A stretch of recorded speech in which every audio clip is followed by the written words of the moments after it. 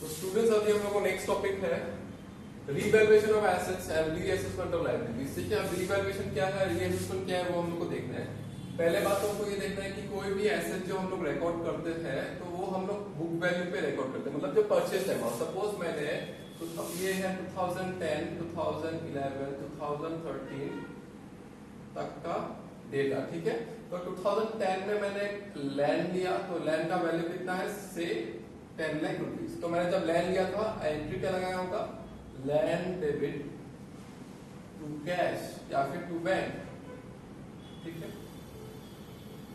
तो मेरा एंट्री लगा होगा जब मैंने खरीदा था, मतलब मेरा जो बुक में जो एंट्री हुआ था वो बुक वैल्यू क्या है, मेरा बुक वैल्यू है ₹10 लाख। ठीक है, अब क्या है, वो मैंने कब लिया था, लैंड लिया था मैंने 2010 में। ठीक है, यहाँ पे मैंने लिया था लैंड 10 लाख का। ठीक है, तो अब बात ये कि ये साल गया, ये भी गया, ये भी गया, ये भी गया। ठीक है, अब इस पॉइंट ऑफ टाइम में अगर हम उस लैंड को अगर हम सेल करने जाए तो सपोज मेरे पास उस लैंड का वैल्यू आ रहा है 20 लाख रुपीस। ठीक है, उसका आज का दिन में मार्केट वैल्यू बढ़ चुका है। ठीक है, मार्केट वैल्यू उस लैंड का बढ़ चुका है।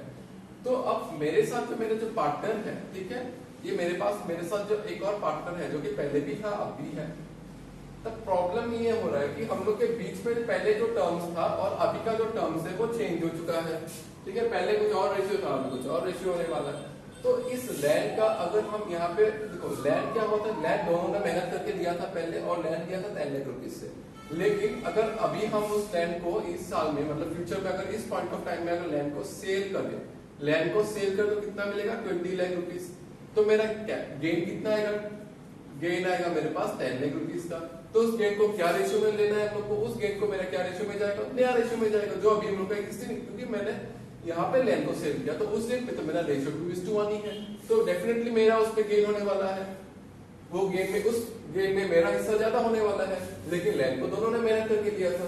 तो इस कॉन्सेप्ट बेसिकली कॉन्सेप्ट यही बोलता है कि जब कोई भी चीज का वैल्यूएशन वापस से होना, मतलब जब चेंज इन पीएसआर होगा या फिर डिकंस्टिट्यूशन ऑफ पार्टनरशिप फॉर्म होगा, तो उस केस में हम लोग को अपना जो एसेट्स है ना उसको रीवैल्यू करना है। ठीक है, रीवैल्यू करके देखना है कि कोई एसेट का दाम बढ़ा है क्या या फिर कोई एसेट का दाम घटा है क्या।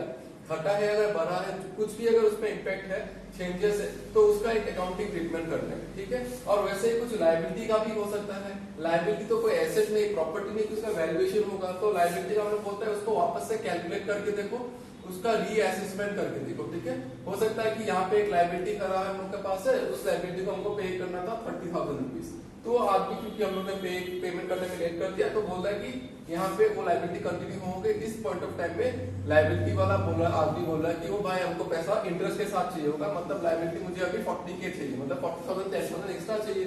तो लायबिलिटी तो बढ़ा ना, तो उस लायबिलिटी का सिर्फ हम ही क्यों ले, उस अगर हम मेरा प्रॉफिट चेंज हुआ तो उस लायबिलिटी को हमसे ही इम्पैक्ट आएगा उसका।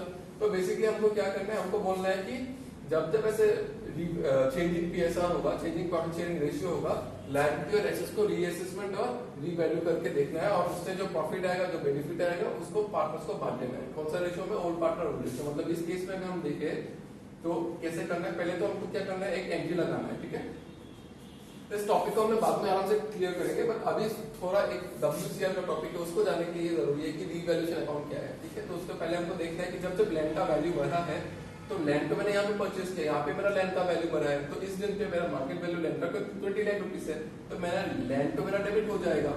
कितना से डेबिट हो जाएगा, लैंड तो हो जाएगा 10 लाख रुपीज से डेबिट, क्योंकि वैल्यू तो सिर्फ 10 लाख से ही बढ़ा है। ठीक है, तो वहां पे मेरा 10 लाख रुपीज से उसको डेबिट कर देना है। लेकिन मेरा क्रेडिट में क्या आएगा, मेरे पास तो कैश तो मेरा आपसे गया नहीं, पेमेंट तो मैंने पहले ही कर दिया था, तो उसको मुझे क्या लिखना है, मुझे यहाँ पे लिखना है रीवैल्यूएशन अकाउंट। ठीक है, रीवैल्यूएशन अकाउंट लिखना है। वैसे ही जैसे मेरा लायबिलिटी यहाँ पे 30K से 40K हो गया, मतलब लायबिलिटी बढ़ा, लायबिलिटी बढ़ने से क्या होगा, revaluation account debit 10K to liability. Liability बढ़ना क्या होता है, लायबिलिटी क्रेडिट नेचर का चीज है, तो लायबिलिटी बढ़ने से 10K हो जाएगा। तो यहाँ पे रीवैल्यूएशन अकाउंट लेना है हम लोग को। ठीक है, तो जब ऐसे होगा तब हम लोग का रीवैल्यूएशन अकाउंट का देखना है कि अल्टीमेटली रीवैल्यूएशन में प्रॉफिट वाला गेन हुआ, प्रॉफिट वाला लॉस हुआ। तो यहाँ पे लैंड से मेरा प्रॉफिट हुआ 10 और रीवैल्यूएशन का लायबिलिटी से लॉस हुआ 10,000, तो कितना हो गया 10K, 10 लाख, मतलब माइनस 10 लाख का गेन हुआ और 10,000 का एक लॉस हुआ, तो मतलब कितना हो गया 9,10,000, 9,90,000। ठीक है, 9,90,000 का गेन हुआ। उस गेन को कौन कौन लेगा, जो पहले का पार्टनर है ए और बी, उस केस में जो भी था, और कौन सा रेशियो में, ओल्ड रेशियो में, क्योंकि नया रेशियो में नहीं ले सकता, ये तो पहले का चीज है, ठीक है, तो पहले का चीज है, तो उसको ओल्ड रेशियो में लेना है, मतलब 1:1 में लेना है, इस रेशियो में लेना है। तो ठीक है, इस टॉपिक में बस अभी के लिए इतना जानना है, बाकी आगे में ये टॉपिक को हमको अच्छे से कवर करना है, revaluation of assets and reassessment of liability को अच्छे से कवर करना है। बस अभी हमको एक टॉपिक समझाना है, उस टॉपिक के लिए इतना काफी है उस चीज को जानना, ठीक है। तो जो मेरे पास अभी टॉपिक है, वो टॉपिक कौन सा है, टॉपिक है वर्कमैन कंपनसेशन रिजर्व, ठीक है। टॉपिक का नाम है वर्कमैन कंपनसेशन रिजर्व। बेसिकली क्या है ये रिजर्व? ये एक रिजर्व है, फ्यूचर के लिए हम लोग जमा करते हैं। मतलब कोई भी पार्टनर जब बिजनेस करता है, हो सकता है कि ये फैक्ट, देखिए बात ये है कि जब एक बिजनेस चलता है तो बिजनेस एक पर्टिकुलर प्रीमाइसेस में होता है, एक फैक्ट्री में प्रोडक्शन चलता होगा, बेकरी हो सकता है, कुछ भी हो सकता है। तो जब मेरा वर्कर्स मेरे लिए काम करते हैं, तो अगर इनकेस कोई एक्सीडेंट हो गया, कोई वर्कर का हाथ टूट गया, कोई हाथ कट गया, कहीं पे लग के कुछ हो गया, तो वो फिर वापस ऑफिस नहीं आ पाएगा कुछ दिनों तक, ठीक है। तो may be 20 days 30 days 1 month वो ऑफिस नहीं आ पाएगा, वो काम करने नहीं आ पाएगा, तो उसके लिए मुझे उसको कुछ कंपनसेट करना पड़ेगा, ठीक है। तो मुझे कितना कंपनसेट करना है, तो वो तो मुझे पहले से नहीं पता होगा कि ऐसा चीज होने वाला है कि नहीं होने वाला है। तो एवरी ईयर अपना प्रॉफिट से थोड़ा सा एलिमेंट, एवरी ईयर मेरा जो प्रॉफिट होता है उससे मेरा पूरा का पूरा डिस्ट्रीब्यूट नहीं करता है, थोड़ा सा एलिमेंट हम WCR के नाम पे रख देते हैं। बोलता है कि ये वर्कमैन का कंपनसेशन के नाम पे रिजर्व है, पर अगर कल कुछ ना कुछ हो जाए किसी वर्कर को, तो उसको हम यहाँ से पैसा उसको दे देंगे, ठीक है। तो ये एक टाइप का फ्यूचर में होने वाले जो डिफिकल्टीज है उसको पहले से ही उसका मतलब प्रूडेंस के बेसिस पे उसका कुछ रिजर्व क्रिएट करके रखने का तरीका है, ठीक है। तो उसमें कुछ केसेस है, वो एक एक करके हमको सब केसेस कवर करना है कि ये एक ऐसा रिजर्व है जिसको बेसिकली करना क्या है। जब बैलेंस शीट में, ये अगर मेरा बैलेंस शीट है, ठीक है, तो यहाँ पे मेरा लायबिलिटी साइड में रिजर्व आएगा, सपोज रिजर्व में 10,000 रुपीज से, और पार्टनर से ए और बी 1:1 रेशियो में बिजनेस कर रहे हैं, ठीक है। तो अभी से वो लोग का रेशियो चेंज हो रहा है 2:1। तो ये तो पहले का जमा का पैसा है, ये तो आज का दिन पे ये जो WCR में जो पैसा है, ये 1 2 3 3 साल का है। तो यहाँ पे जो WCR का पैसा है वो तो पहले का पैसा जमा, जो पहले का प्रॉफिट हुआ था उसमें से जमा करके रखा है। तो इसको तो पार्टनर को बांट लेना चाहिए। कितना रेशियो में बांटना चाहिए? डेफिनेटली ओल्ड रेशियो में बांटना चाहिए, न्यू रेशियो में क्यों बांटना चाहिए? जब जमा किया था इस रेशियो में, लेना भी उसी रेशियो में चाहिए, ठीक है। तो उसको बांटना है वो लोग को 1:1, मतलब ओल्ड पार्टनर ओल्ड रेशियो में उसको बांटना है, ठीक है। तो उस केस में क्या हो जाएगा, WCR डेबिट हो जाएगा to A to B, 10K को लेना है 5K, बस सिंपल इतना करना है। लेकिन इसमें कुछ केसेस है जो हम लोग को देखना है कि अगर किसी ऐसा आदमी हो गया जिसको हमको पेमेंट करना हो सकता है कि इस साल को एक्सीडेंट हुआ और उस आदमी को वर्कर को कुछ पेमेंट करना है, तो मेरा कितना बटेगा। तो वो सब केसेस है जो केसेस हम लोग को अभी कंसिडर करना है, ठीक है। तो वो केसेस जो है वो हम लोग एक एक करके देखेंगे और इस टॉपिक को समझेंगे, ठीक है।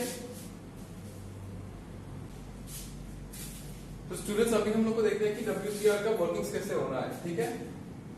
If there is no claim, अगर कोई क्लेम नहीं है, मतलब किसी वर्कर का कुछ एक्सीडेंट नहीं हुआ, तो उस केस में WCR का जो रिजर्व में जो पैसा है उसको क्या करना है, ठीक है। उसको पूरा का पूरा पार्टनर्स अपने बांट लेंगे, ओल्ड पार्टनर्स ओल्ड रेशियो में बांट लेंगे, मतलब पार्टनर अपने ओल्ड रेशियो में उसको बांट लेंगे। उसका एंट्री क्या होगा, WCR को डेबिट करना है और पार्टनर्स का कैपिटल अकाउंट में वो चीज क्रेडिट हो जाएगा, ठीक है। नेक्स्ट है, if the claim is lower, if the claim is lower than the amount of WCR, मतलब ऐसा हो सकता है फर्स्ट केस में हम लोग का जो बैलेंस शीट है उसमें क्या है, WCR है और उसमें कोई क्लेम ही नहीं, उसके लिए कुछ क्लेम ही नहीं है। लेकिन सेकंड केस में if the claim is lower, मतलब क्लेम है WCR में अगर 10,000 रुपीज है और लायबिलिटी में हम लोग को एक आदमी का एक्सीडेंट हो गया, उसको देना है से 5K, ठीक है, 5,000 उसको देना है, 10,000 अपने पास रिजर्व है। तो उस केस में क्या है, जो WCR है उसको तो पूरा का पूरा डेबिट करना है। WCR पूरा 10K से डेबिट होगा फुल अमाउंट से। Provision for workman compensation reserve, मतलब लायबिलिटी कितना देना है, लायबिलिटी 5K अमाउंट देना है, ठीक है। और बाकी जो पैसा बच जाएगा, जो पैसा फ्री रिजर्व के नाम पे बच जाएगा, वो पार्टनर्स को ले लेना है, बैलेंस शीट को पार्टनर्स को ले लेना है, ठीक है। फिर नंबर थर्ड केस में क्या, if the claim is equal, अगर क्लेम इज इक्वल है टू द WCR, मतलब यहाँ पे जितना क्लेम है, मतलब WCR में जो पैसा है और क्लेम में, मतलब बैलेंस शीट के बाहर में जो क्लेम है, क्लेम में भी अगर उतना ही पैसा है, तो उस केस में क्या करना है, तो उस केस में कुछ भी पैसा पार्टनर्स को नहीं मिलेगा, पूरा का पूरा क्लेम पेमेंट करना पड़ेगा, लायबिलिटी देना पड़ेगा वर्कर को, ठीक है। तो उसका एंट्री क्या बनेगा, WCR debit to provision for WCR, मतलब पूरा का पूरा लायबिलिटी पेमेंट करना पड़ेगा जो फुल अमाउंट है WCR का, ठीक है। और लास्ट केस क्या है, if the claim is more, ये तो सबसे डेंजरस वाला केस है, जब मेरा क्लेम बढ़ जाता है more than the WCR amount, मतलब जो मेरा WCR में पैसा पड़ा हुआ है वो है 10,000 रुपीज और मुझे जो पेमेंट करना है मेरा वर्कर को वो है से 12,000 रुपीज, ठीक है। मतलब मुझे एडिशनल 2,000 लायबिलिटी पे करना है, ठीक है। तो वो चीज हमको याद करना है, जब एडिशनल पेमेंट करना है मतलब ये मेरा अचानक से होने वाला लायबिलिटी है, ठीक है। ये मेरा लायबिलिटी है 2,000 का मेरा लायबिलिटी बढ़ा है, और जब जब मेरा लायबिलिटी बढ़ता है तो मुझे लायबिलिटी वो एक्सेस लायबिलिटी का लॉस जो होगा वो एक्सेस लायबिलिटी के लिए जो भरपाई करना है वो कौन करेगा, पार्टनर्स को करना है, ठीक है। बेसिकली मतलब यहाँ पे क्वेश्चन में एंट्री क्या होने वाला है, WCR तो पूरा से पूरा 10,000 ही है उसके पास, तो वो पूरा खत्म होगा, लेकिन वो एनफ नहीं कर रहा है, ठीक है। वो एनफ नहीं कर रहा है, उसके लिए मुझे एडिशनल क्लेम को सेटल, मेरा क्लेम कितना है, क्लेम फॉर WCR कितना है, क्लेम तो मेरा 12K है, ठीक है।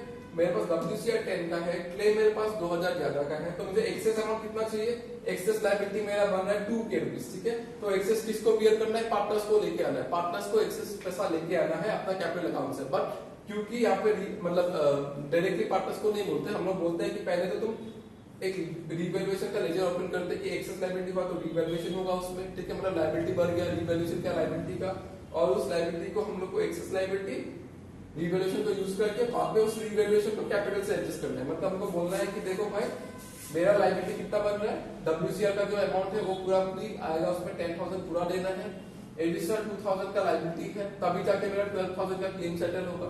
एडिशनल जो लायबिलिटी है वो कहां से आएगा, रिवैल्यूएशन अकाउंट, ठीक है। और इस रिवैल्यूएशन का पैसा कौन लाएगा, पार्टनर्स लाएगा, मतलब बेसिकली पार्टनर को ही डेबिट होना है। मतलब ये देखिए इसमें देखिए सेकंड एंट्री, इसमें दो एंट्री लगेगा A और B। सेकंड एंट्री में पार्टनर्स का कैपिटल अकाउंट डेबिट हो रहा है, कितना से, वो एक्सेस अमाउंट से, जितना से उसका लायबिलिटी आ रहा है, ठीक है, टू रिवैल्यूएशन अकाउंट। तो इतना ही करना है, रिवैल्यूएशन यहाँ पे खत्म हो जाएगा, एक बार डेबिट एक बार क्रेडिट, रिवैल्यूएशन खत्म हो जाएगा। एंट्री और अल्टीमेटली क्या होगा, WCR account debit, partners capital account debit to provision for WCR, ठीक है। मतलब जो एक्सेस अमाउंट लायबिलिटी पेमेंट करना है वो पार्टनर्स को पेमेंट करना है। इसके लिए एक छोटा सा एग्जांपल करेंगे हम लोग, उस एग्जांपल के साथ पूरा का पूरा टॉपिक क्लियर हो जाएगा और बस हम लोग आगे नेक्स्ट टॉपिक में बढ़ेंगे, ठीक है। तो एक एग्जांपल करते हैं, चलिए।